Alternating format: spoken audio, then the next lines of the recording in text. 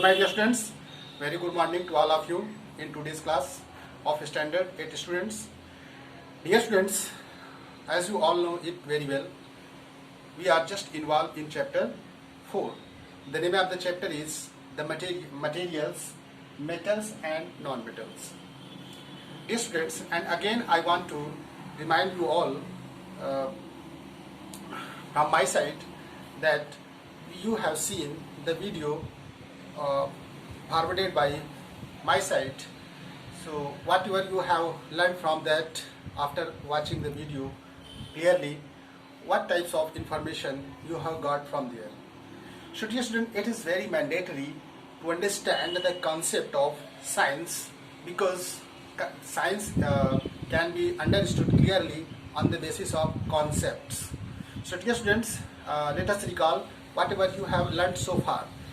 In my previous video, you have seen that displacement reaction and metal reactivity और activity कहें, metal reactivity series आपने देखा कि metal reactivity series आप देख चुके हो. metal reactivity series क्या है बेटा? सीधी सी बात कहें कि metals को अरेंज किया गया है in increasing order of their reactivity, यानी एक्टिविटी के उनके ऑर्डर पे अरेंज किया गया है फ्रॉम लोअर टू हायर. जो आप देखे होंगे उसमें कि जितने भी एलिमेंट्स थे वो मेटल जो ज़्यादा रिएक्टिव हैं उनको टॉप पे रखा गया है, और जैसे ही हम टॉप से बॉटम की ओर मूव करते हैं हम देखते हैं कि उनकी रिएक्टिविटी क्या होती है, डिक्रीज होती जाती है. रिएक्टिविटी उनकी धीरे धीरे क्या होती है, डिक्रीज होती जाती है. ठीक है, तो जो मेटल हमारे ऊपर होंगे, टॉप मोस्ट पे लाई करेंगे, उसको हम लोग कहेंगे कि these are the metals which are considered as the highly reactive metals. यानी we can say that the metals are on the other hand the metal lies in the top most peak from the in the series. तो सबसे पहले आता है, देखिए बात किसकी, potassium की. किसकी आती है? पोटेशियम की. पोटेशियम का सिंबल क्या होता है बेटा? के. What is the symbol of potassium? That is K. Potassium सबसे ऊपर आता है. ठीक है, और सबसे नीचे आपने देखा होगा कि सबसे नीचे आपका गोल्ड वगैरह भी आता है, प्लेटिनम आते हैं, गोल्ड आते हैं. तो जैसे जैसे मूव करते हैं नीचे भी आता है, गोल्ड आता है. तो लेकिन अब इसमें हम बात ये करते हैं कि मेटल एक्टिविटी सीरीज पढ़ने से हमको फायदा क्या होने वाला है. क्यों सर हमको पढ़ा रहे मेटल एक्टिविटी सीरीज? तो बेटा मेटल एक्टिविटी सीरीज पढ़ने से आपको एक फायदा तो ये है, you can know the reactivity of each elements which are considered as metals, because we are here by confined only to study the metals and non metals. We don't move to other types of things which are not in our syllabus. So we should concentrate only on metals and non metals. तो हम यहाँ देखते हैं कि metals की reactivity, metal की reactivity आप previous video में देख चुके हो. तो अब उस बेसिस पे क्वेश्चन कैसे पूछा जाएगा? There are some samples of the questions which are related to the previous video whatever you have watched so far. So I want to correlate the informations, study materials from previous video to current video. अब देखिए एक question है, consider करते हैं और metal activity series को follow कराते हैं. देखिए क्वेश्चन ब्लैक बोर्ड के सामने लिखा हुआ है बेटा, एक क्वेश्चन लिखा हुआ है आपके सामने. देखिए इसमें क्या कह रहा है, कह रहा है consider the following displacement reactions. और डिस्प्लेसमेंट रिएक्शन क्या होता है ये भी आप देख चुके हो. डिस्प्लेसमेंट रिएक्शंस क्या होता है? Displacement reactions means a highly reactive metals displaces the lower reactive metals from a salt solution and set free it. और उसको क्या करता है? फ्री कर देता है. ठीक है, यानी साल्ट सोल्यूशन में अगर हम कोई मेटल्स को रिएक्ट कराएं और उसमें वो मेटल हाईली रिएक्टिव हो in present of the salt solution. Salt solution में जो एलिमेंट, जैसे यहाँ पे देखिए CuSO4, यहाँ पे कॉपर है. ठीक है, जैसे मैं बात कर रहा हूँ CuSO4. ठीक है बेटा, तो ये तो सल्फेट हो गया. ठीक, ये कॉपर हो गया, ये कॉपर मेटल की बात कर रहा हूँ. तो ये पूरा हमारा सोल्यूशन हुआ, साल्ट सोल्यूशन है, कोई बात नहीं. प्लस इसको हम रिएक्ट करा रहे हैं किसी अदर एलिमेंट से, जैसे मैं यहाँ पे लेता हूँ मेटल्स के फॉर्म में आयरन की बात करता हूँ, आयरन को मैं रिएक्ट कराता हूँ, आयरन को मैं रिएक्ट कराऊंगा इसमें, तो ये आयरन इस कॉपर को डिस्प्लेस कर देगा, कॉपर को डिस्प्लेस कर देगा, और इसके प्लेस पे जाकर ये क्या हो जाएगा, फिट हो जाएगा, तो FeSO4 बन गया, ठीक है। प्लस कॉपर क्या हो गया आपका, अलग हो गया, कॉपर अलग हो गया मतलब कॉपर वहां से फ्री हो गया, ठीक है। अब बॉन्डेड अभी इसमें था, अब कॉपर एकदम अलग हो गया, ठीक है। तो हम कह सकते हैं कि डिस्प्लेस करा रहा है, डिस्प्लेस कराने का मतलब रिमूव भी कह सकते हैं। यहाँ पे ये जो आयरन है is the highly reactive than the copper, so therefore iron can displace copper from the salt solution. अब क्वेश्चंस क्या है इसकी बात करता हूँ। क्वेश्चंस क्या है आपके सामने देखिए at the black board. Consider the following displacement reaction. बेटा दिया है CuSO4 सोल्यूशन, ये हमारा सोल्यूशन है। Fe एक्वा सोल्यूशन है, यहाँ पे Fe यानी आयरन, Fe किसके लिए स्टैंड हो रहा है, आयरन, फिर हम कहते हैं इसको, ठीक। और यहाँ पे कॉपर है, कॉपर का सिंबल Cu होता है, तो ये हमारा है कॉपर सल्फेट सोल्यूशन, और इससे रिएक्ट करा रहे हैं आयरन से, तो ये आपका FeSO4 बना, Cu बना। ये क्यों बना आपको पता है, क्योंकि ये हमारा डिस्प्लेसमेंट रिएक्शन का एग्जाम्पल है, ठीक है। अब यहाँ पे फिर FeSO4 लिए, आयरन सल्फेट जिंक से रिएक्ट करा है, तो हमारा क्या बना, ZnSO4, zinc sulphate, iron release हुआ, आयरन यहाँ पे फ्री हुआ ना, देख सकते हो आयरन यहाँ पे रिलीज हो गया, ये तो सिंबल नहीं बनाएंगे, ये तो गैस का सिंबल है, आयरन यहाँ पे रिमूव हो गया। क्वेश्चंस क्या डिमांड कर रहा है, इसको तो आप समझ ही गए होंगे क्योंकि डिस्प्लेसमेंट रिएक्शन है, नो प्रॉब्लम। आप क्वेश्चन में डिमांड क्या कर रहा है, क्या पूछ रहा है क्वेश्चन में, ये देखते हैं।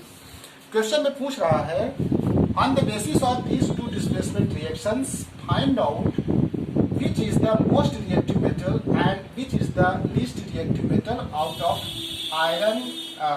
copper, iron and zinc।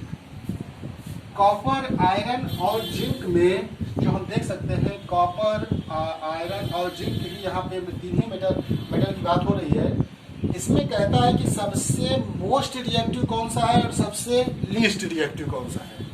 तो फिर कहोगे सर ये बात तो हम मेटल रिएक्टिविटी सीरीज से भी बता सकते हैं, जो आप सर ने हमको कोड बताया है।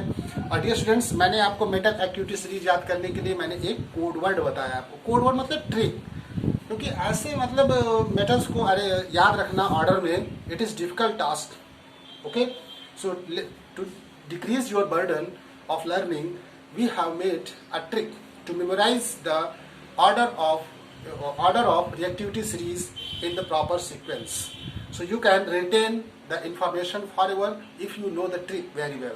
What is the trick? थोड़ी बात करें ट्रिक की। ट्रिक क्या था, मैंने कहा था कि ट्रिक भैया कुछ खास नहीं है। अब मैं ट्रिक को थोड़ा सा लिखता हूँ इधर, ठीक है। ट्रिक को मैं क्योंकि हमारा ब्लैक बोर्ड थोड़ा सा छोटा है तो इसलिए मैं थोड़ा इसको वर्टिकल में नहीं लिख सकता हूँ, मैं इसको हॉरिजॉन्टल में लिखता हूँ, या तो इधर ट्राई करता हूँ लिखने को। Dear students, look at that side. Okay, देखिए सबसे पहले आता है पोटेशियम, ठीक है, फिर सोडियम, फिर कैल्शियम, फिर मैग्नीशियम, फिर एल्युमिनियम, फिर जिंक, फिर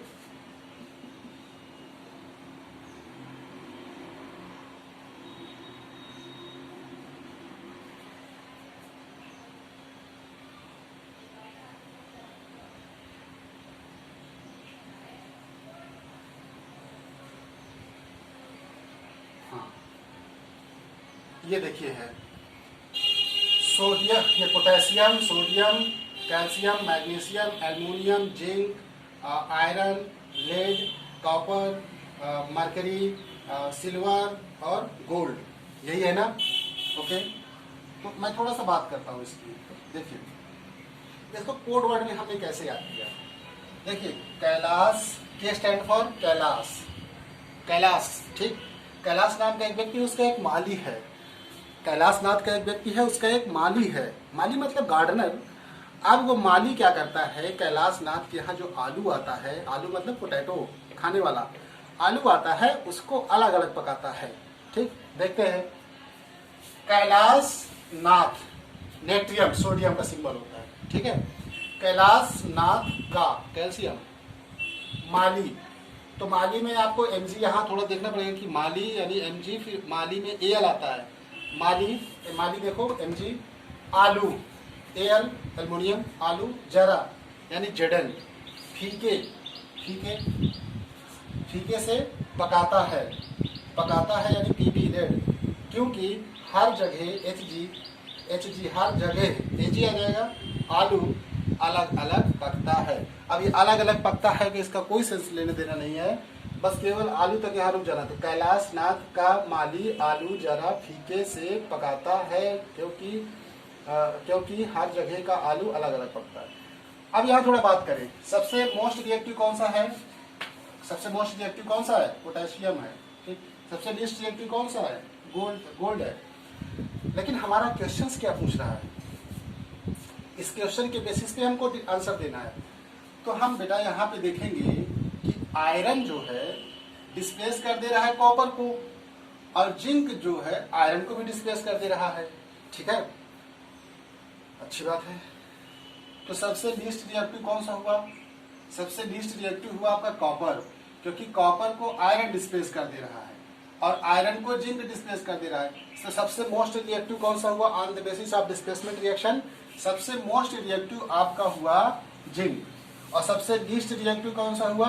कॉपर। तो कॉपर सबसे लीस्ट रिएक्टिव मेटल्स हुआ, और सबसे मोस्ट रिएक्टिव कौन सा हुआ? जिंक हुआ, on the basis of metal reactivity series.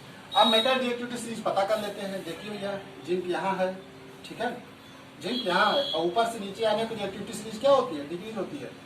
अब चलिए देखिए, जिंक ऊपर है, आयरन कहाँ है? देखो नीचे है, आयरन कहाँ है? नीचे है, कॉपर कहाँ है? सबसे नीचे। तो कॉपर देखिए सबसे लीस्ट रिएक्टिव हुआ ना, फिर आयरन यहाँ सबसे ऊपर, तो सबसे ऊपर तो जिंक है ना। तो जिंक अगर ऑर्डर रखेंगे तो देखो यहाँ पे कॉपर, फिर कॉपर से आयरन, फिर सबसे मोस्ट कौन सा होगा? Zinc. This is the reactivity order of, अगर ऐसे ऐसे बढ़ाते जाए तो सबसे मोस्ट रिएक्टिव कौन सा हुआ? जिंक, फिर सबसे लीस्ट रिएक्टिव कौन सा हुआ? कॉपर, मिडिल में कौन आया? आयरन। आयरन क्या है? कॉपर से ग्रेटर है, लेकिन लेस है किससे? जिंक से। तो this is the order arrangement of the metals and you can find there students. Okay, I hope all of you have got it clearly. Why I am trying to emphasize this concept again and again, because I want to remind this concept again and again, because you can find the same one in higher classes with the higher skills.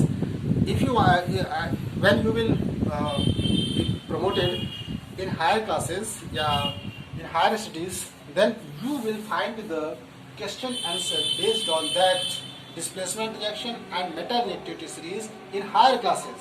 So this will be more beneficial, and you will be benefited if you are getting it right now today, then you can be benefited in the further ways. Okay, so do be concentrate in learning whatever is taught by my side students. Okay, तो ये हो गया, कैसे question आएंगे आप समझ गए होंगे, ठीक है, कोई बात नहीं। हाँ, एक क्वेश्चन इसमें ऐसे पूछा जा सकता है कि जैसे इधर घुमा करके पूछे FeSO4, ठीक, FeSO4 में कहे कि कॉपर क्या इसको डिस्प्लेस कर पाएगा, तो मेटल रिएक्टिविटी सीरीज आपके लिए हेल्पफुल होगी। FeSO4 Cu क्या डिस्प्लेस कर पाएगा? Fe को। तो देखो Cu कहाँ है? Cu नीचे है, Fe कहाँ है? ऊपर है। तो this reaction is not possible because in the sequence of metal reactivity series, you are looking here that copper is below in reference of iron. So iron is upper in top, copper से ऊपर है, तो कहाँ से displace कर पाएगा? No reaction possible. You cannot proceed the reactions. Okay, good students. चलिए आगे देखते हैं, आगे मेटल नॉन मेटल में क्या है हमारे। मेटल नॉन मेटल में सबसे इम्पोर्टेंट जो था मैं आपको बता दिया। आगे बात करते हैं कि आगे कंसेप्ट में क्या है।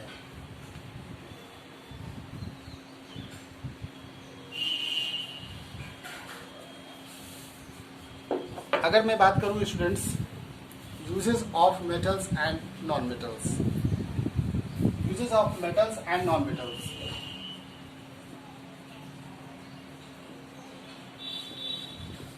या एप्लीकेशन कह सकते हैं, uses of metals and non metals, uses of metals and non metals, या एप्लीकेशन भी कह सकते हैं, एप्लीकेशन। स्टूडेंट्स, एप्लीकेशंस जो हम लोग पढ़ रहे हैं मेटल नॉन मेटल्स का, इसका एप्लीकेशंस यूजेस कहाँ कहाँ होगा इस मेटल्स और नॉन मेटल्स का।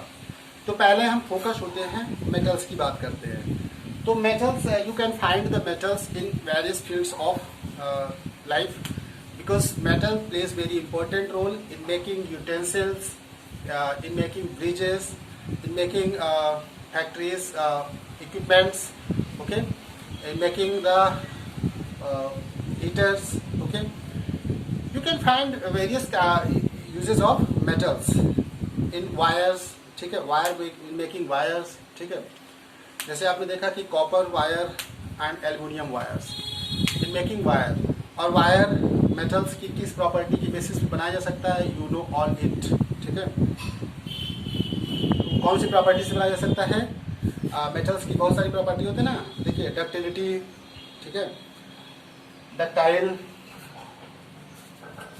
थिन स्लेट में बना सकते हैं। तो मेटल्स आपके जो पहला यूजेस है मेकिंग यूटेंसिल्स, यूटेंसिल्स मतलब है कि जो डोमेस्टिक पॉट्स जो बनाए जाते हैं जिसमें हम लोग खाना बनाते हैं, उन सब चीज़ों में मेटल्स का ज़्यादा यूज होता है, ठीक है।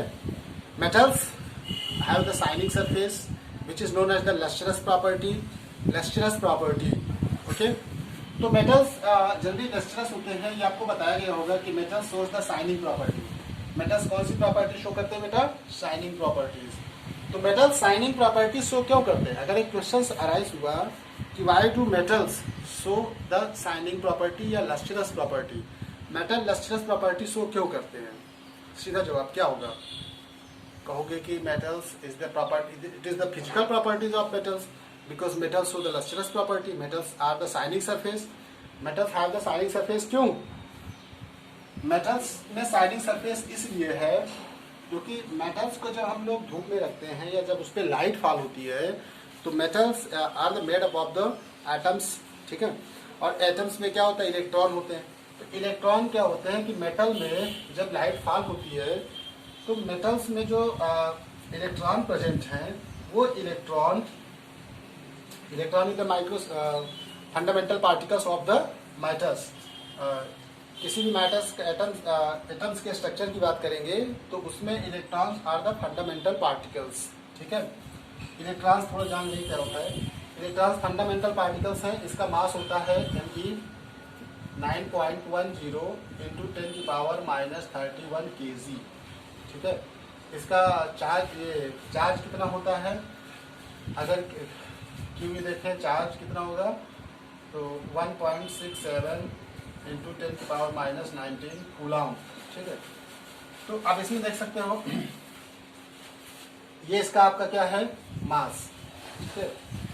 तो जो इलेक्ट्रॉन होते हैं बहुत छोटे पार्टिकल्स होते हैं, इसको देखा जा सकता है बहुत ज़्यादा high amplitude of electron microscope, this is the microscopic study, ठीक है। तो जब लाइट पड़ेगी तो इलेक्ट्रॉन क्या होंगे, सरफेस पे आ जाएंगे, by getting the energy, heat energy, electron comes in the surface of the metals, metals के सरफेस पे आ जाते हैं बहुत सारे इलेक्ट्रॉन, ठीक है। फिर at the same times the huge number of electrons, numerous electrons emits from the upper surface of the metals. अब इसके upper surface metals से upper surface of the metals, the huge number of electrons emits at the same time. So we can see the glimpse of scattering. You can experience the scattering and glitterings can be seen there. This is the why. This is the main reason that metal shows lustrous properties. इसलिए metals क्या होते हैं, shining in nature, metal इसलिए nature में shining property show करते हैं। तो ये तो छोटी सी बेसिक इंफॉर्मेशन रही स्टूडेंट्स कि मेटल लस्ट्रस क्यों है। लस्ट्रस होने की वजह से मेटल्स को बहुत सारी चीज़ें बनाई जाती हैं, घरेलू सामान में जितने बर्तन बनाए जाते हैं डोमेस्टिक में वो मेटल्स के बनाए जा सकते हैं।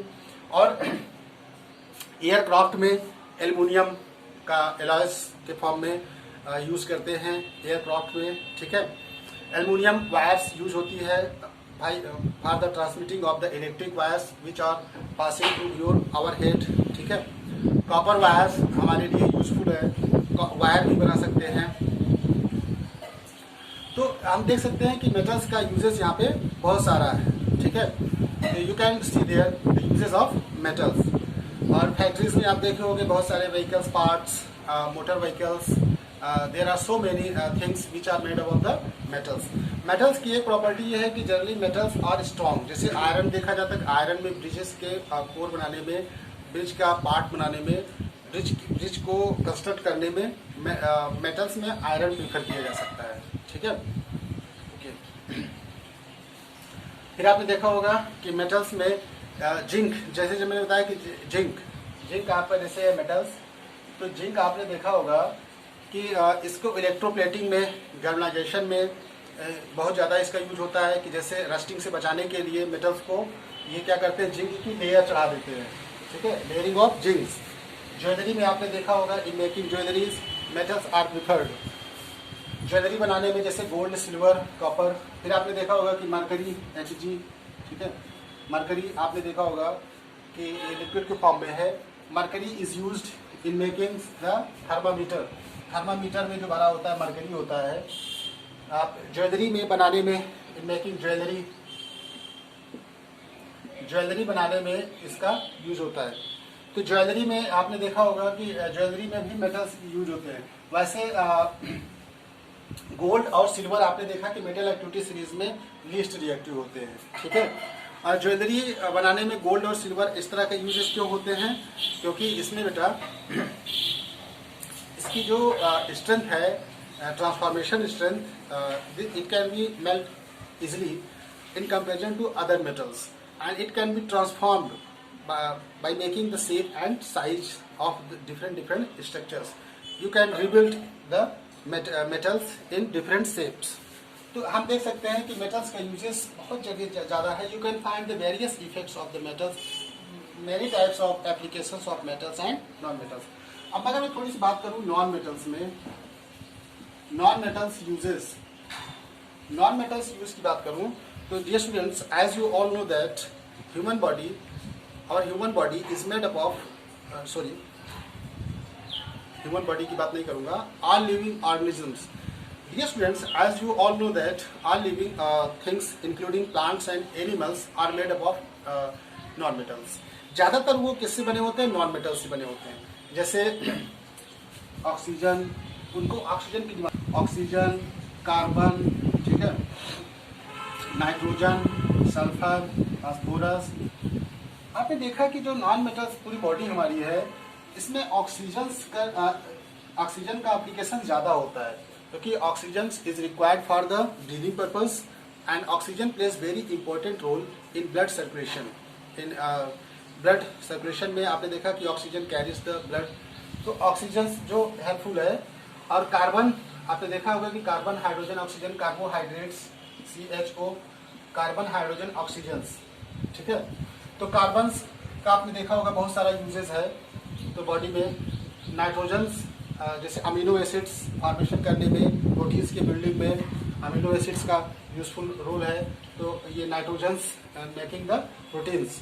और यहाँ पे सल्फर का आपने यूज देखा, फास्फोरस का यूज देख सकते हो, फास्फोरस और मिनरल्स जो हमारी बॉडी के लिए ज़रूरी हैं। और अदर चीज इसका देखना चाहें तो oxygen is helpful in burning, ठीक है। Oxygen is helpful in burning, combustions के लिए ऑक्सीजन जरूरी है। कार्बन जो आपका carbohydrates, food material which provides you energy, that is the, and there is the another form of the carbon, that is carbon is used as a fuels के form में carbon का use होता है। Carbon can be used in the form of fuels मतलब जो हम लोग ईंधन जलाते हैं। Carbon can be found in case of जैसे कोल, ठीक है, कोल, चारकोल, ठीक है। कोल जैसे होता है कोयला, तो कार्बन का फॉर्म है, ठीक है, चारकोल, ठीक है। तो हम देखते हैं कि इसको ऐसे फ्यूल्स के फॉर्म में हम लोग इसको यूज करते हैं। सॉलिड फ्यूल्स जैसे कोल होता है, कोल आपका 3 प्रकार का होता है, lignite, anthracite anthracite and bituminous. देखो लिग्नाइट, एंथ्रासाइट एंड बिटुमिनस। आपके कोल जो होते हैं 3 कैटेगरी के होते हैं। On the basis of the present of percentile of the carbons in that the carbon coal has been categorized in 3 category. What is the category? I have told you lignites, anthracite and bituminous. तो सबसे ज्यादा आपका importance होता है anthracite, ठीक है, जिसमें carbon का परसेंटेज ज्यादा होता है, नियर अबाउट 70 से 80% carbon percentage of the carbon that helps the burning. और आप देखें वो नाइट्रोजन के लिए nitrogen is filled in wrapping the food materials inside that. जैसे आपने देखा होगा कि जैसे आप चिप्स का पैकेट खरीदते हो, वो पोटैटो चिप्स, तो उसमें आपने देखा होगा कि एयर फिल होती है, ठीक है, पोटैटो चिप्स में एयर फिल होती है। तो वो कौन सी एयर या कौन सी गैस की बात करें, उसमें कौन सी गैस भरी होती है बेटा? उसमें नाइट्रोजन गैस भरती है, क्योंकि nitrogen gas being inert do not react and maintain the edible material for longer time fresh and tasty, और उसको मॉइस्चर नहीं होने देती, यानी वो जो मटेरियल भरा हुआ है चिप्स वो खराब स्पॉइलेज से बचाती है, ठीक है। तो ये नाइट्रोजन हो गया आपका। सल्फर और फास्फोरस स्टूडेंट, जैसे आपने देखा कि phosphorus, red phosphorus match sticks में होता है which is used in burning, और नॉन मेटल्स होते हैं ये वाटर से रिएक्ट ये जल्दी नहीं करते हैं, इसलिए इसको वाटर बॉटल में रखते हैं। तो अब यहाँ पे सल्फर, आपको पता है कि non metal do not react with water, तो यहाँ जैसे सल्फर है, ठीक है, ये फास्फोरस है। सल्फर आपने देखा होगा कि सल्फर को हम लोग डाल देते हैं उसमें रबर को सॉलिडिफिकेशन करने में, रबर को और ज़्यादा सॉलिड करना है तो हम लोग सल्फर वगैरह मिला देते हैं। तो ये these are the uses of the non metals and dear students, you all know that there are some other uses of the metals and non metals which I have left in case of learning, so you can go in detail for finding the various kinds of uses, application of metals and non-metals. If there I have left some things. हाँ, metals में आपने देखा होगा कि aluminium को food wrapping करने में भी यूज करते हैं, in the wrapping the foods materials, packing में यूज करते हैं। So these are the so many uses of metals and non metals, and you can find all the these applications written in your books. If I have left something during explanations, one point, so you can learn all these things with the help of books. So dear students, today I have classified again.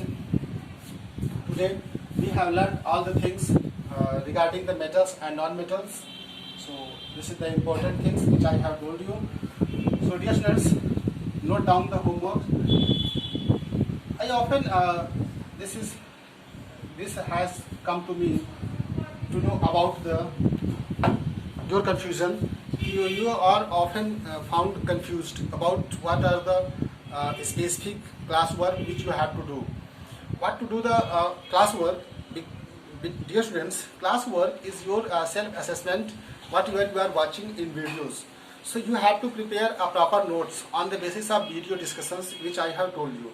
So classwork is given to you for your evaluation of understanding the videos. Whatever you are looking the videos, so your understanding skills. How can you measure your understanding skills? So homework is given for evaluating your understanding skills. Whatever you have learned so far from that way. So note down the homework which you have to do on the basis of the video. Note down the homework. That is first questions.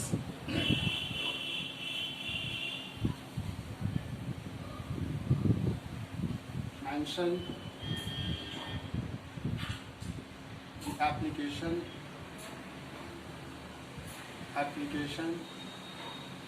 here, uses of metals and non metals. Applications क्या है या uses क्या है, बात वही है। Non metals और metals का यूजेस आपको बताना है। दूसरा क्वेश्चन नोट करना है बेटा। नेक्स्ट क्वेश्चंस पिछले क्वेश्चन दे रहे हैं। Make comparison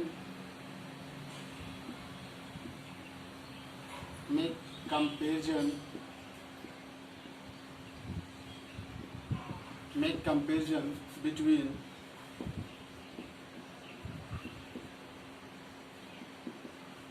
chemical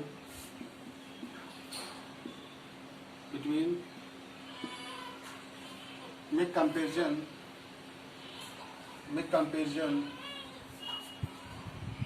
between metal and non-metal, between metals and non-metals on the basis of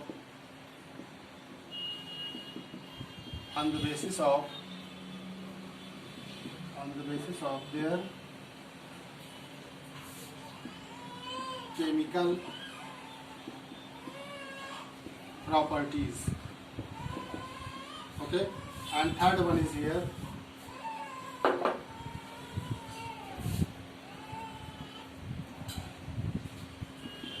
write down all forms of codes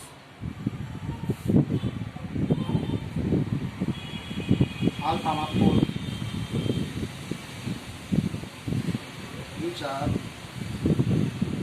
being used as tools.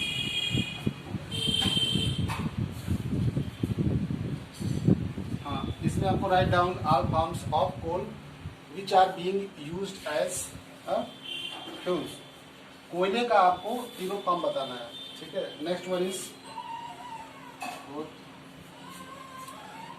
define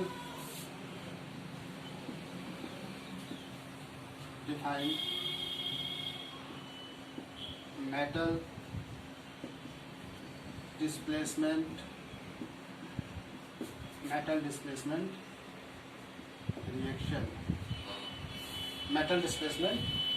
reactions. And fifth questions आप note कर लीजिए.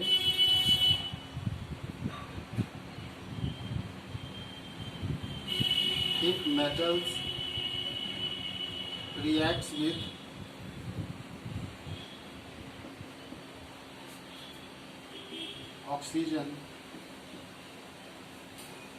metals reacts with oxygen, then